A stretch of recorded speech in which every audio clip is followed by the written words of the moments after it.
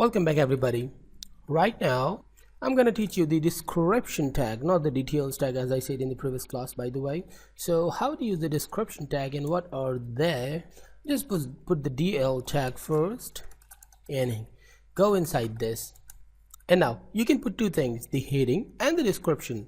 Okay, and interestingly you can put the heading and the description as much as you want. So first of all I'm just putting the DT, okay, DT, and this with the DT, and there put the heading, right? Like I'm just typing 2015, okay, and there basically this is not called the heading, this is called the term. You can see the heading too, but this is basically the term here. Actually the DT means define term and DD means define description. So now 2015 was a good year.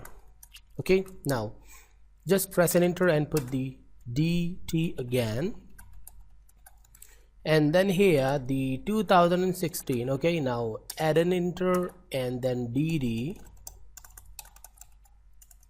okay, and then there.